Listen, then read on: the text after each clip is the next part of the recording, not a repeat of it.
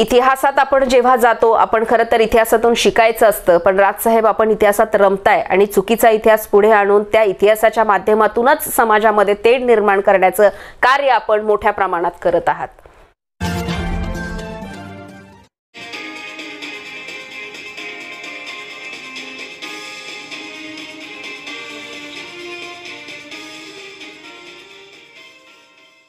सर्वांना जय भारत. आपल्या आठवड्याच्या प्रबोधनात्मक वैचारिक वारसा या सदरामध्ये मी प्राची दुधाने आपल्या सर्वांचं स्वागत करते. मागच्या काही आपण प्रबोधनात्मक जे सदर घेतले होते त्यामध्ये जे विषय आहेत, जे आपण सध्या जी काही राजकीय सामाजिक स्थिती परिस्थिती राज्यामध्ये देशामध्ये सुरू आहे आणि राज ठाकरे यांची काही भाषणं होती त्यावरती प्रतिक्रिया अनेकांच्या ज्या काही होत्या, ह्या अशा संदर्भामध्ये आपण ह्या सगळ्या सदरांमध्ये आपण ते विषय आपण घेत आलो आहोत. आणि गेल्या आठवड्यात खरं तर आपण कुठला विषय घेतला नाही, परंतु 3-4 दिवसापूर्वी जी सभा राज ठाकरे यांची पुन्हा एकदा पुण्यात झाली, तर आपल्या बऱ्याचशा प्रेक्षकांची अशी इच्छा होती की पुन्हा एकदा त्यांच्या त्या भाषणावरती किंवा जो काही कार्यक्रम सभा त्यांनी घेतली त्याच्यावरती एक विश्लेषण म्हणून एक त्याबाबतचं सदर आपण आज घ्यावं. आणि म्हणून पुन्हा एकदा आपण 22 मेला पुण्यामध्ये गणेश कला क्रीडा मंच येथे राज ठाकरे यांची जी सभा पार पडली होती त्या अनुषंगाने जे विषय त्यांनी त्यामध्ये घेतलेले आहेत त्याविषयी आपण निश्चितच आज चर्चा करणार आहोत. सर्वप्रथम सुरुवातीला जी पहिली सभा मुंबईमध्ये राज ठाकरे यांनी घेतली होती आणि विचार मंचावरती त्यांनी महापुरुषांच्या महामानवांच्या प्रतिमांबरोबर इतर ज्या काही प्रतिमा त्यांनी ठेवल्या होत्या, त्याला आज पुण्यामध्ये ह्या झालेल्या सभेमध्ये आपल्याला थोडासा बदल त्यांनी केलेला तो प्रामुख्याने जाणवला. आणि इथे त्यांनी फक्त छत्रपती शिवाजी महाराज, डॉक्टर बाबासाहेब आंबेडकर, सावित्रीमाई आणि प्रबोधनकार ठाकरे यांच्या प्रतिमा आपल्याला विचार मंचावरती ठेवलेल्या दिसल्या आणि त्यांचंच दर्शन त्यांनी आपल्याला घेताना दिसलं. त्यामुळे हा निश्चितच एक स्वागतार्ह बदल जो आहे त्याच्यामध्ये त्यांनी केलेला तो म्हणावा लागेल. त्याचप्रमाणे काही अंध विद्यार्थी त्यांच्या सभेमध्ये उपस्थित होते आणि त्या विद्यार्थ्यांना विचार मंचावरती बोलवून आपल्या पदाधिकारी आणि नेत्यांच्या बरोबरीने बसण्यासाठी स्थानही राज ठाकरे यांनी दिलं, जो एक कौतुकास्पद असं एक कार्य खरं तर त्यांचं हे कृती म्हणता येईल आणि त्याचंही निश्चितच आपण स्वागत करायला हवं. आपल्या भाषणाला सुरुवात करताच राज ठाकरे यांनी पुन्हा एकदा राजकीय निशाणा साधण्यासाठी शरद पवार यांनी जे काही पावसामध्ये ते भिजले होते आणि ते त्याविषयीचं जे काही खरं तर राजकारण त्यावेळेस सुद्धा झालं होतं, तर तो एक विषय त्यांनी सुरुवातीलाच घेतलेला आपल्याला दिसला. ते म्हणाले की जी सभा रद्द केली होती त्याला कारण देताना त्यांनी पावसाचं वातावरण आहे म्हणून ती रद्द केल्याचं सांगितलं आणि अशीही आता काही निवडणूक नाही त्याच्यामुळे पावसात भिजून काही उपयोग नाही असा टोला त्यांनी आपल्याला इथे शरद पवारांना मारताना खरं तर दिसला. परंतु इथे सुद्धा एक तुलना म्हणा किंवा कुठल्या तरी राजकीय हेतूने पवारांचं नाव घेण्या वाचून स्वतःला राज ठाकरे पुन्हा एकदा रोखू शकले नाही आणि त्या बाबतीतच त्यांनी ते खरं तर वक्तव्य आपल्याला करताना दिसलं. आणि ह्या सगळ्यामध्ये खरं तर प्रमुख जे काही कारण होतं की राज ठाकरेंनी पूर्वीच्या सभा का पुण्यामध्ये ज्या होत नाही ह्या जी घेतली नाही, जी नदीपात्रामध्ये ते पुण्याच्या डेक्कन परिसरात घेणार होते, त्याचं खरं तर मुख्य कारण त्यांनी आपल्याला काही सांगितलं नाही. वातावरण पाऊस हे फक्त कारण त्यांनी देऊन ती घेतली नाही असं आपल्याला सांगितलं, तरी पण तो प्रश्न एक अनुत्तरितच इथे राहिला. बाकी राज ठाकरे यांना खरं तर सांगणं आहे, जेव्हा आपण 80-85 वय असलेल्या व्यक्तीच्या बाबत आपण टीका करतो, आपण बोलतो, तो राजकीय एक भाग आपण सोडलात तरी आपण स्वतः आपल्या प्रकृतीची आपल्या तब्येतीची निश्चितच काळजी घेणं गरजेचं आहे. कारण सुरुवातीलाच आपण हा विषयही सर्व कार्यकर्त्यांसमोर मांडला की कशा पद्धतीने आपल्याला त्रास होत आहे. खरं तर आपलं वय इतकं नाही आणि तो अशा पद्धतीने जर त्रास होत असेल तर आपण खरंच प्रामुख्याने आपल्या तब्येतीकडे लक्ष देणं फारच गरजेचं आहे. आणि पत्रकारांना मात्र आपण एवढ्यातही कानपिचक्या देण्यासाठी मागे राहिला नाहीत. त्यांना सुद्धा आपण जे बोललात की बातमीसाठी हे पत्रकार कशा प्रकारे खरं तर आपल्या जीवाची ही पर्वा ते करत नाही आणि शूटिंग ते सातत्याने करत असतात. अर्थात त्याच्यामध्ये आपण बोलण्याचा भाग म्हणून ते बोलण्यात किंवा नेहमीप्रमाणे आपण तो विषय पत्रकारांचा एक घेतला. तिथे आपण अयोध्या जो दौरा आहे तोही तुर्तास रद्द केल्याचं सांगितलं आणि मधला वेळ खरं तर आपण जो आहे आपण ह्या सभेच्या 2-3 दिवस आधी आपण सांगितलं की हा अयोध्येला जो आपण जूनच्या पहिल्या आठवड्यात जाणार होता तो दौरा रद्द केलेला आहे. आणि मध्ये आपण सांगितलं की एक 2-3 दिवस आपण फक्त पाहिलं की त्याच्यावरती क्रिया प्रतिक्रिया काय समाजातून किंवा लोकांच्या नेत्यांच्या इतरांच्या येत आहेत आणि त्याच्यावरती आपण आपली ही सभा खरं तर घेतली किंवा त्या विषयाने त्या अनुषंगाने आपण याच्याकडे निश्चितच पाहत असाल. आपण विविध ठिकाणाहून याबाबतची माहिती भारतातून घेतल्याचं आपण सांगितलं. वेगवेगळ्या राज्यांमधून देखील आपल्या अयोध्या दौऱ्याच्या बाबतीत आपल्याला माहिती मिळाली. त्याबाबतही आपण सांगताना सांगितलं की जेव्हा ही सगळी माहिती आपण विविध ठिकाणाहून समजली आपल्याला तेव्हा आपल्या असं लक्षात आलं की हा एक ट्रॅप आहे, एक सापळा आपल्यासाठी रचलेला आहे. खरं तर सांगायचं म्हटलं तर ज्या वेळेस आपण पहिलं जे भाषण मुंबईमध्ये ह्या संदर्भात सगळं भोंग्यांच्या बाबतीत आपण सुरुवात केली होती तिथेच हे समाजाला असेल महाराष्ट्राला असेल हे समजलं होतं की हा एक सापळा निश्चितच राजसाहेब आपल्यासाठी आपल्या पक्षासाठी रचला जातोय. कारण आपल्या खांद्यावरती बंदूक ठेवून स्वतःची जी काही गोळी झाडणारे लोक आहेत हे निश्चितच आपल्या आजूबाजूला बहुसंख्य मोठ्या प्रमाणात आहेत आणि हा विचार आपल्या डोक्यात येणं आणि हा फार उशिरा खरं तर आला आहे. परंतु आपण हे रोखलत, आपण हे बोलून दाखवलं याबद्दलही निश्चित आपलं स्वागत आहे. आणि आपण आपल्याला अयोध्येत जाऊन राम जन्मभूमीला तर भेट द्यायचीच होती पण काही वर्षांपूर्वी जे कारसेवकांना तिथे त्यांची हत्या झाली होती ज्या स्थानावरती झाली होती तिथे जाऊनही देखील आपल्याला दर्शन घ्यायचं होतं असं आपण सांगितलं. परंतु राजसाहेब हे जर खरंच असेल आणि याचं जर राजकारण व्हावं असं आपली इच्छा नसती तर मला असं वाटतं हे सगळे विषय जर आपण शांततेत केले असते तर निश्चितच आपल्याला जे काही दर्शन ह्या ठिकाणचं घेणं अपेक्षित होतं ते सहज शक्य झालं असतं. याचा जर गाजावाजा आपण केला नसता तर ही सहज शक्य होणारी बाब होती हे देखील आपण लक्षात खरं तर घ्यायला हवं. पुढे राजसाहेब आपण म्हणता की जर हट्टानं जायचं आपण ठरवलं असतं तर आपण गेलाही असतात. परंतु महाराष्ट्रातील जे काही हिंदू तरुण आहेत जे आपल्या सोबत येतील किंवा जे मनसे सैनिक कार्यकर्ते नेते आपल्या सोबत येतील तिथे जर कुठला अनुचित प्रकार घडला तर ते अंगावरती घ्यायलाही तिथे कमी करणार नाहीत आणि या माध्यमातून तिथे केसेस किंवा गुन्हे आपल्या महाराष्ट्रातील तरुणांवरती आपल्या मनसे पक्षाच्या कार्यकर्त्यांनी नेत्यांवरती दाखल केला जाऊ शकतो.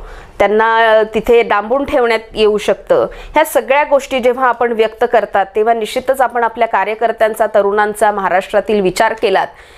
परंतु इथे सर्वात मोठा प्रश्न हा उपस्थित होतो की अयोध्येत आपण हा विचार करता पण ज्या महाराष्ट्रात आपला जन्म झाला, ज्या महाराष्ट्रात आपण लहानाचे मोठे झालात, ज्या महाराष्ट्राची सामाजिक राजकीय ही एक वारसा आपल्याला हा लाभलेला आहे ह्या महाराष्ट्राबाबत आपण हा विचार का करत नाही हा इथे एक निश्चितच एक भावनिक प्रश्न खरं तर उपस्थित होतो. गेल्या काही दिवसांमध्ये आपण जी भाषणं महाराष्ट्राच्या ह्या भूमीमध्ये आपण केलेली आहेत जे इथला सामाजिक सलोखा असेल हा आपण विस्कळीत करण्याचा जो खरं तर प्रयत्न म्हटलं पाहिजे हा आपण केला होता. याबाबत आपण हा इथं विचार जर केला असतात तर मला असं वाटतं की गेल्या काही दिवसांमध्ये ज्या घटना ज्या राजकीय असतील सामाजिक असतील ज्या काही थोड्या प्रमाणात घडल्या तर त्या निश्चितच घडल्या नसत्या. याबाबत आपण बोलतानाही बोललात की मनसेच्या कार्यकर्त्यांवरती कितीतरी हजार कार्यकर्त्यांवरती गुन्हा देखील दाखल करण्यात आला होता. मला असं वाटतं की महाराष्ट्र सरकारने खरं जी भूमिका ही घेतली होती ती योग्यच होती, आणि जर ती भूमिका घेतली नसती तर आजचा आपला सुद्धा जो निर्णय आपण जो घेतला की अयोध्येचा दौरा जो आपण न जाण्याचा तिथे निर्णय घेतला, तर तो देखील मला असं वाटतं की ह्या पार्श्वभूमीवरतीच आपण निश्चित घेतला असावा. कारण महाराष्ट्रात जर अशी स्थिती निर्माण होऊ शकते तर परराज्यामध्ये देखील ही मोठ्या प्रमाणामध्ये याहूनही जी स्थिती आहे ती हाताबाहेर जाऊ शकते, कायदा सुव्यवस्थेचा प्रश्न निर्माण होऊ शकतो. परंतु महाराष्ट्र शासनाने, सरकारने जे काही निर्णय ह्याबाबत घेतला होता, अर्थात त्याच्यामध्ये बोटावर काही मोजण्या इतके जे काही नेते कार्यकर्ते मनसेचे होते त्यांच्यावरती कायदेशीर कारवाई झाली, इतरांना फक्त नोटीस पाठवून जी ही एक पूर्तता आहे की ती करण्यात आली होती कायद्याच्या दृष्टीने, आणि याच्यातूनच ह्या घटना घडू नयेत किंवा अशा पद्धतीची जी कारवाई आहे ही तरुणांवरती होऊ शकते, आणि त्याच्यातून जो काही भविष्यामध्ये त्यांच्या संपूर्ण आयुष्याच्या त्यांच्या येणाऱ्या कालखंडामध्ये त्यांना ह्या सगळ्या गोष्टीला सामोरं जाऊ शकतं, हे अडचणीचं आहे. हे समोर आल्यामुळे विनाकारणचा जो काही गदारोळ आहे हा येणाऱ्या काळामधला सुद्धा हा थांबला. त्यासाठी महाराष्ट्र सरकारचे सुद्धा आपण खरं तर आभार व्यक्त केले पाहिजेत. परंतु यामुळे राज ठाकरे यांनी महाराष्ट्रातही यापुढे ही परिस्थिती ओढावू नये आणि कायदा सुव्यवस्था प्रश्न निर्माण होऊ नये याची काळजी घेणं अत्यंत आवश्यक आहे. परराज्यात तर ह्या गोष्टी होऊ नयेच, पण आपला जो पुरोगामी महाराष्ट्र आहे, या महाराष्ट्राचा सामाजिक सलोखा असेल हा टिकवण्यासाठी देखील प्रयत्न राजसाहेब ठाकरे यांनी करायला हवेत, आणि तरुणांना चिथावून त्यांच्या हातून कायदा सुव्यवस्थेचा प्रश्न निर्माण होणार नाही याची देखील काळजी त्यांनी घेणं भविष्यामध्ये अपेक्षित आहे. कोणाला कधी कशाची जाग येते, खरं तर राजसाहेब हे आपण न बोललेलं बरं. शेवटी राजकीय फायदा घेण्यासाठी भूतकाळ असेल, वर्तमान काळ असेल, यामध्ये होणाऱ्या ज्या घटना राजकीय ज्या पार्श्वभूमीवरती आहे, हा कुठलाही राजकारणी खरं तर इतर राजकारण्याच्या बाबतीत आपला फायदा घेण्यासाठी तो केव्हाही उकरून काढू शकतो, आणि खरं तर ह्याबाबत आपल्याला त्याबाबत चांगलीच माहिती आहे, आपणही अनेकदा हे करत असता. त्यामुळे इतर कुणावरती कुणाला कोणत्या विषयाची कधी 14 वर्षांनी 13 वर्षांनी जाग येते, हा खरं तर जाब विचारणं आपण खरं तर चुकीचं आहे. आणि राजकारण म्हटलं की कधी कोण काय उकरून काढेल हे खरं तर इतरांपेक्षा आपल्याला हे अधिक माहिती आहे, जसं मी सांगितलं. आणि राजकारणामध्ये असो किंवा इतर कुठेही असो, शत्रूचा शत्रू हा मित्र असतो, परंतु राजकारणात मित्रही जपून करावा लागतो. आणि आपण याबाबत खरं तर आता पाहिलं असेल की इतर जे काही आपण म्हणता की आपल्या विरोधात सगळे पक्ष एक झालेले आहेत, आपण कुणाच्या विचाराने ह्या सगळ्या गोष्टी बोलत होतात, आणि आज तेच देखील आपल्या काही प्रमाणात विरोधात गेल्याने आपण मित्र कुणाला करतोय हे सुद्धा आपण तपासून पाहणं आवश्यक आहे. आपण राणा दाम्पत्याच्या बाबत सुद्धा इथे उल्लेख केला. मशिदीवरचे भोंगे उतरवण्यासाठी आपण मशिदींच्या समोर आजान झाली तर हनुमान चालीसा लावा असं आपल्या कार्यकर्त्यांना उद्देशून सांगितलं होतं, परंतु राणा दाम्पत्य हे मातोश्रीच्या समोर जाऊन जी हनुमान चालीसा आहे ही म्हणण्याचा अट्टहास करत होते. आपण इथे उल्लेख केला की मातोश्री म्हणजे काही कुठली एखादी मस्जिद नाही. आणि ह्या सगळ्या गोष्टीमध्ये जरी आपण राणा दाम्पत्य यांची चूक दाखवून दिली असेल, तरी हनुमान चालीसा हा विषय हा आपणच महाराष्ट्रामध्ये उचलून धरला होता, भारतामध्ये आपण हा विषय घेतला होता. त्याच्यामुळे आपलीच री ओढून राणा दाम्पत्य हे करत होते. आता त्यांच्यामध्ये आणि तुमच्यामध्ये किती वैचारिक एकमत आहे हे निश्चितच तुम्हालाच माहिती, पडद्यामागच्या तुमच्या काय भूमिका आहेत हे. परंतु आपल्याच हनुमान चालीसा विषय हा त्यांनी पुढे घेतला होता, हेही तितकंच खरं आहे. पुढे राणा दाम्पत्य राऊतांना कुठे काय भेटले, त्यांच्याबरोबर कुठे जेवण घेतलं आणि कुठे फोटो काही व्हायरल झाले, आपण तोही विषय आपण घेतला. पण मला असं वाटतं की राजसाहेब याच्यावरती बोलण्यात काही अर्थ नाही आणि तथ्यही नाही. कारण असं म्हणतात ना की इसी का नाम खरं तर राजकारण है, असं म्हणण्यात काही आपल्या बोलण्याच्या याच्यात सांगायचं म्हटलं तर काही वावगं याच्यामध्ये नाही. आपणही अनेकदा असे अनुभव निश्चितच घेतले असतील, आणि यामध्ये शिवसेनेच्या कार्यकर्त्यांना नेत्यांना काहीही गैर त्यांनाही वाटण्यात काही खरं तर त्यात वावगंही काही नाही. जेव्हा आपण या अशा प्रकारे आपल्या वैचारिक विरोधक असणारे, राजकारणामधले विरोधक असणारे पुन्हा कुठेतरी त्यांच्याशी वादविवाद होतात आणि त्यांच्याशी जाऊन पुन्हा चर्चा करतात, त्यांच्याशी आपला संपर्क होतो, त्यावेळेस देखील मला असं वाटतं की मनसे सैनिकांनाही असे अनेक प्रश्न उपस्थित होत असतील. इतर पक्षाच्या कार्यकर्त्यांना, नेत्यांना काय वाटते त्याआधी जर आपण आपल्या पक्षातल्या कार्यकर्त्यांना आणि नेत्यांना काय वाटतंय, आपण जेव्हा अशा प्रकारच्या भेटीगाठी आपण घेतो, कारण दर वर्षा 2 वर्षाला आपण वेगवेगळ्या विचारांच्या मागे धावत असता, त्यांच्या बाजूने आपण बोलत असता, तर त्यावेळेस हा विचार आपण जर केलात तर ते देखील आणखीन बरं होईल. मुळात यावरून एक गोष्ट स्पष्ट होते की सगळेच जे काही राजकारणी आहेत किंवा राज्यकर्ते आहेत हे एका माळेचे मणी आहेत. सगळेच राजकारणी ढोंगी आहेत. कुणाला एकाला आपण खरं तर बोलून काही उपयोग नाही.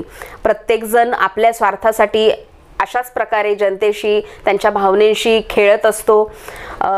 सगळ्यांचंच हिंदुत्व जे आहे ते खरं तर पकपक आहे. नुसतं फक्त आपण शिवसेनेला नावं ठेवण्यातही इथे पुन्हा एकदा काही अर्थही नाही त्याच्यामध्ये. हे खात्रीशीर आपल्याला आपल्याच बोलण्यातून समजलं आणि ते सांगता येईल की हिंदुत्व खरंच एका वॉशिंग पावडर सारखं निश्चितच झालेलं आहे. हिंदुत्व काय आहे, हिंदुत्व हे समजून सांगण्यासाठी आपण प्रयत्न करत आहात आणि मनसे हा असा पक्ष आहे की हे हिंदुत्व काय आहे हे स्पष्टीकरण समाजाला किंवा हिंदूंना देतो. हे देखील आपण इथे सांगितलं. मुख्यमंत्र्यांची सभा या पार्श्वभूमीवरती आपण एक पोरकटपणा आहे असं आपल्याला वाटतं, असं पण म्हणता, परंतु इथून मागे झालेल्या ज्या आपल्या सभा असतील किंवा ही आजची सभा असेल याला आपण काय म्हणावं हे देखील राजसाहेब आपण सांगायला हवं.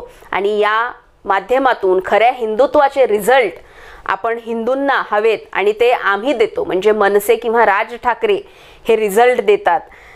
याचाही खरं तर एक व्यवस्थित अर्थ किंवा याला आपल्या नक्की म्हणण्याचा काय अर्थ आहे हा जर आपण फोड करून पुढच्या येणाऱ्या काळामध्ये जर सांगू शकलात तर हे निश्चितच योग्य राहील.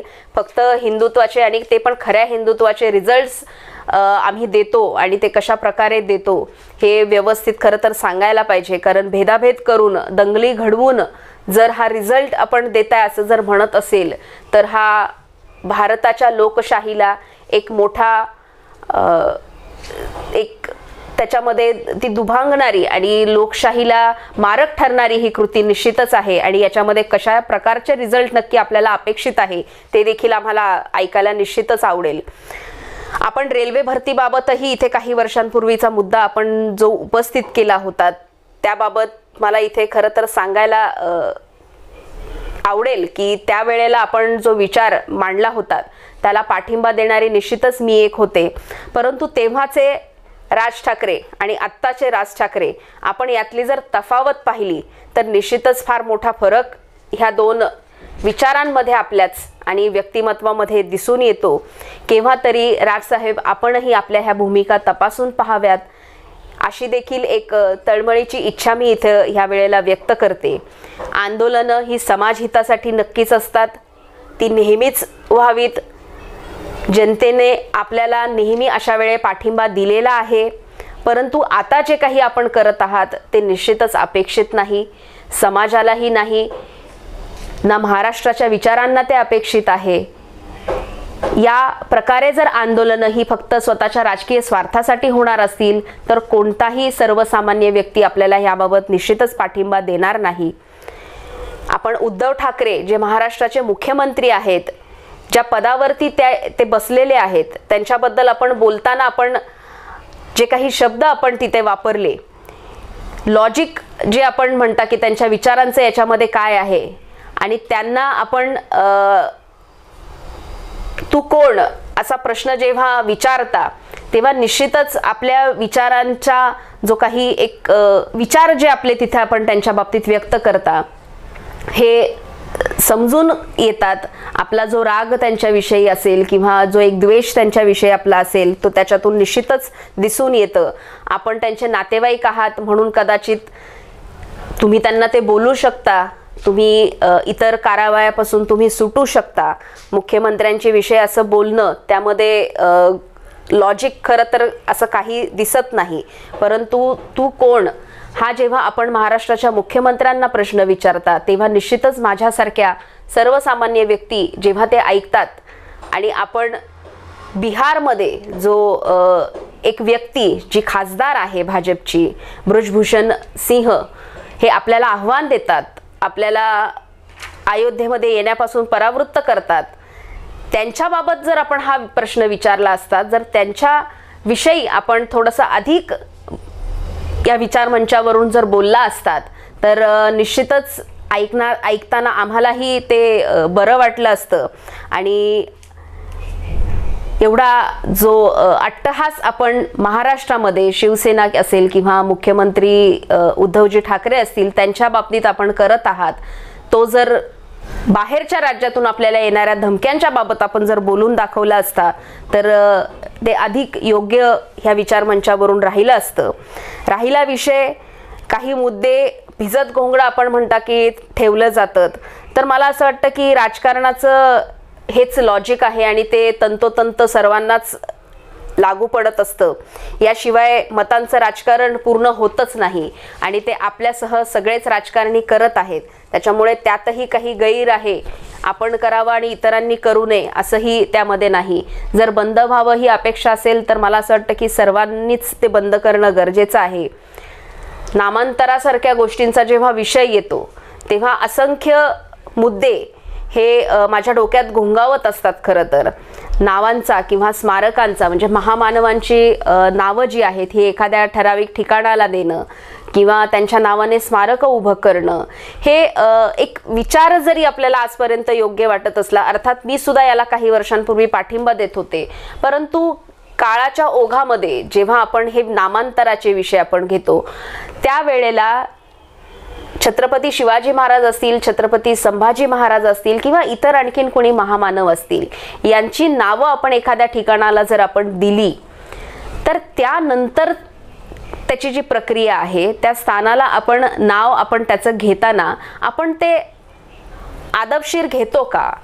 छत्रपती शिवाजी महाराजांचा एकेरी उल्लेख त्याच्यामध्ये होतो, छत्रपती संभाजीराजे असतील त्यांचा एकेरी उल्लेख होतो. पुण्यामध्ये शिवाजीनगर आहे, हे छत्रपती शिवाजी महाराज निश्चितच यांच्या नावावरती ते नाव दिलेलं आहे. परंतु आज देखील सवयीप्रमाणे आपण सुद्धा बोलताना एकेरी उल्लेख आपल्या ह्या महामानवांचा करतो. त्यामुळे हे कितपत योग्य आहे हा एकदा विचार मला असं वाटतं की सर्वांनीच करणं अपेक्षित आहे. नावं द्यायची नाही द्यायची हा मुद्दा तर महत्त्वाचा आहेच, परंतु नाव दिल्यानंतर ते सन्मानपूर्वक आपण सुद्धा घेणं हे देखील आपल्या सर्वांकडून अपेक्षित आहे. आणि ह्या औरंगाबादच्या नामांतरावरती हा मुद्दा आपण तिथे घेतला, त्या अनुषंगाने हे जे मत आहे हे माझं मी व्यक्त हे सर्वांसाठीच करत आहे. कारण राज ठाकरेंनी सुद्धा तिथे बोलताना संभाजीनगर केवळ असाच उल्लेख केला.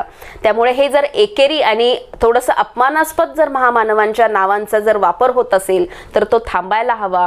मोठमोठी स्मारकं उभी राहण्यापूर्वीच जर हजारो कोटींचा खर्च दाखवला जात असेल तर मला असं वाटतं की हा विनाकारणचा खर्च देखील टाळून शैक्षणिक असेल, आरोग्य असेल याविषयी तो लाभ आपल्या देशातल्या राज्यातल्या गोरगरिबांना मिळावा, वंचितांना मिळावा हा विषय सुद्धा आपण विचारात निश्चितच घेणं गरजेचं आहे. राजसाहेबांनी मोदी साहेबांचा देखील ह्या वेळेला उल्लेख केला.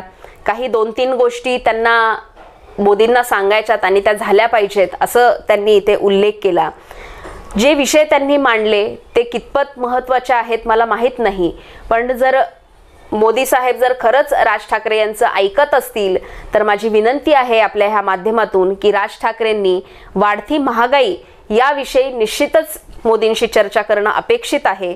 आणि जर ती कमी होत असेल तर तेवढं निश्चितच आपण बघा, ही विनंती मी संपूर्ण समाजाच्या वतीने राजसाहेब आपल्याला निश्चित करते. MIMच्या विषयी देखील आपण बोललात. अर्थात MIM काही माझ्या फार काही जवळचं नाही किंवा वैचारिक फार माझं त्यांचं काही जुळतंय अशातलाही भाग नाही, परंतु राजसाहेब MIM आणि मनसे याच्यातला जर फरक आपण मला सांगू शकलात तर हे देखील फार सोयीचं होईल. कारण एका धर्मकट्टरतेच्या नावाखाली MIM जे करते तेच दुसऱ्या बाजूला धर्मकट्टरतेच्या नावाखाली मनसेच्या माध्यमातून आपण करताना दिसत आहात. त्यामुळे दोन्ही याच्यामध्ये फरक मला तरी फार काही जाणवत नाही, किंवा समजत नसेल तर आपण निश्चित तो फरक जो आहे तो फोड करून आम्हाला सांगितलात तर बरं होईल. आपण औरंगजेबाच्या कबरीचा देखील विषय काढलात MIMच्या माध्यमातून. कोण त्यांचा तो नेता कोण आहे तो तिथे दर्शन घ्यायला गेला आणि त्याचा आपण फार मोठा एक इश्यू भाजपच्या वतीने आणि आपल्या वतीनेही इथे केलेला आम्हाला दिसला. इतिहासात आपण जेव्हा जातो, आपण खरं तर इतिहासातून शिकायचं असतं, पण राजसाहेब आपण इतिहासात रमताय आणि चुकीचा इतिहास पुढे आणून त्या इतिहासाच्या माध्यमातूनच समाजामध्ये तेढ निर्माण करण्याचं कार्य आपण मोठ्या प्रमाणात करत आहात. छत्रपती शिवाजी महाराजांचा इतिहास आपण जेव्हा डोळ्यासमोर घेतो आणि औरंगजेबाच्या कबरीबाबत जेव्हा आपण बोलता, तेव्हा जो अफजल खान छत्रपती शिवाजी महाराजांवरती स्वराज्यावरती चालून आला होता, त्याला त्याची योग्य जागा ही छत्रपती शिवाजी महाराजांनी दाखवली होती. परंतु शत्रू मेल्यानंतर त्याच्या मृतदेहाला सन्मानपूर्वक त्याच्या धार्मिक पद्धतीने दफन करण्यात येत होतं. हाच छत्रपती शिवाजी महाराजांचा स्वराज्य धर्म होता आणि त्यामध्ये कोणाच्याही धर्माचा अपमान इथे करण्यात येत नव्हता. आणि एक सन्मानपूर्वक आपल्या शत्रूची सुद्धा कबर छत्रपती शिवाजी महाराजांनी एक प्रतापगडावरती तिथे स्थापन केली होती आणि त्याच्या देखरेखीचं सुद्धा काम छत्रपती शिवाजी महाराजांनी सोपवलं होतं. आणि याच पार्श्वभूमीवरती आपण जर पाहिलं तर औरंगजेब हा अनेक वर्ष मराठा साम्राज्य असेल, स्वराज्य असेल, याच्या विरोधात होता. तो चाल करून अनेकदा मराठ्यांवरती आलेला होता, स्वराज्यावरती आलेला होता, परंतु संपूर्ण स्वराज्य त्याला कधी हाती घेता आलं नाही. अखेरीस 7 वर्षाच्या प्रदीर्घ लढ्यानंतर महाराणी ताराराणी यांनी जो दिला होता, औरंगजेबाला स्वराज्याने त्याच्या कबरीमध्ये पाठवलं होतं.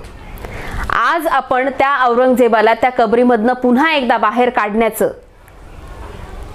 कार्य आपण करत आहात. तो कबरीत आहेत, त्याला कबरीत घातलं होतं महाराणी ताराराणी आणि जे काही कुशल मावळे स्वराज्याचे होते त्यांनी हे कार्य खुबीने केलं होतं. स्वतःच्या राजकीय स्वार्थ फायद्यासाठी, मग ते MIM असेल किंवा मनसे असेल किंवा भाजप असेल किंवा इतर कुठलेही पक्ष असतील, त्यांनी ह्या गोष्टीचा विनाकारणचा विपर्यास करू नये. छत्रपती शिवाजी महाराजांचं जेव्हा आपण नाव घेतो तेव्हा जी सहिष्णुता त्यांनी आपल्या शत्रूच्या प्रती सुद्धा दाखवली होती, तो विचार फक्त आपण इथे आत्मसात करणं अपेक्षित आहे. तो त्यांचा विचार होता, तो स्वराज्याचा विचार होता. आणि जो स्वराज्याचा विचार होता, छत्रपती शिवाजी महाराजांचा विचार होता, हाच पुढे स्वराज्यावरती विराजमान होणारे किंवा स्वराज्याच्या बाजूने लढणारे जे मावळे होते त्यांनी तो स्वीकारला होता. आणि त्याच माध्यमातून औरंगजेबाच्या ह्या कबरीचा सुद्धा अवमान करण्यात आला नव्हता. मग आज ते उखडून टाकण्याची जेव्हा भाषा होते तेव्हा आपण स्वराज्य द्रोह करत आहोत हा विचार आपल्या मनात का येत नाही? आणि खरं तर हा विचार दोन्हीही बाजूंच्या धर्मांध लोकांनी जे स्वतःच्या राजकीय स्वार्थासाठी हे गाडलेले जे काही मुद्दे आहेत हे पुन्हा एकदा उखडून काढण्याचा प्रयत्न करत आहेत, हे त्यांनी खरं तर समजून घेणं फार महत्त्वाचं आहे. मी मगाशीच सांगितलं त्याप्रमाणे आपण इतिहासाचा गैरवापर करून घेत आहात. ह्या सगळ्या गोष्टींमध्ये आपण फक्त चिथवण्यासाठी छत्रपती शिवाजी महाराजांचा इतिहास जो बऱ्याच प्रमाणात चुकीचा आहे तो तरुणांसमोर मांडत आहात. या सगळ्या याच्यावरती आपण चिथवताना आपण संपूर्ण महाराष्ट्राला थंड महाराष्ट्र झाला आहे हे सांगितलं. राजसाहेब ठाकरे, आज जी काही समाजामध्ये स्थिती आहे ते आज इथला प्रत्येक व्यक्ती हा आपल्या पोटासाठी हा लढा देत आहे. त्याच्या गरजा तो भागवण्याचा प्रयत्न करत आहेत, ज्यासाठी आपण कुठलाच प्रयत्न करत नाही. महाराष्ट्रातल्या ह्या पुरोगामी मातीतला कुणीही व्यक्ती हा ना थंड आहे ना शंड आहे. कधी कुठे काय करायचं हे तो जाणतो आणि तो नक्की त्यावेळेला त्याची ती भूमिका तो मांडेल. परंतु रिकाम्या पोटी ह्या गप्पा ऐकणं देखील ज्याला शक्य नाही, तो याच्यातून तुमच्या स्वार्थासाठी काही भूमिका घेईल असं आपण कृपया समजू नका आणि त्यावरती ह्या महाराष्ट्राला चिथवण्याचं कार्य इथून पुढे आपण करू नका. तुमच्या ह्या चिथवण्यातून तुम्हाला तुकडे पाडायचे, तर आता कशाचा नक्की तुम्हाला तुकडा पाडायचा आहे हे तुमचं तुम्ही राजसाहेब बघून घ्या. आपण पत्र ह्या विषयीचं संपूर्ण महाराष्ट्रातील हिंदूंना संबोधून लिहिणार आहात. ते घराघरात पोचावं ही देखील आपली अपेक्षा आहे. निश्चितच आपल्या ह्या पत्राची आम्ही सर्वच वाट पाहत आहोत. आपण त्यामध्ये काय व्यक्त होतात हे देखील आम्हाला ऐकायचं आहे. जनहिताचे कोणतेही विचार, कोणतेही आंदोलन एक भारतीय म्हणून जर आपण घेत असाल, तर आम्ही देखील एक भारतीय म्हणून आपल्या ह्या भूमिकेमध्ये निश्चितच आपल्याला पाठिंबा देऊ. परंतु स्वार्थी राजकारणासाठी सामाजिक सलोखा धुळीत मिळवण्याचे कार्य जर आपण करत असाल, तर राजसाहेब त्याला विरोधही नक्की होईल. आणि त्याची तयारी आपण आणि आपल्या संपूर्ण टीमने निश्चितच दाखवावी. तूर्ततास आपण आरोग्याची काळजी घेणं फार गरजेचं आहे. हा महाराष्ट्र पुरोगामी आहे. भारत हा लोकशाही असलेला देश आहे. वैचारिक विरोध चर्चा इथे होतच राहतात. त्यासाठी वैचारिक विरोधकही समोर जिवंत असणं आणि व्यवस्थित स्थितीत असणं हे गरजेचं आहे. यासाठी आपण आरोग्याची आपली काळजी घ्यावी. आपल्याला दीर्घायुष्य लाभावं आणि पुढील आपले जे मनोगत आहे हे बेरजेचं असावं, सामाजिक मानवहिताचं असावं. इतकंच मी आपल्याकडून अपेक्षा ह्या वेळेला व्यक्त करते. आपले राजकीय जे काही पुढचं भवितव्य असेल हे समाजासाठी असावं.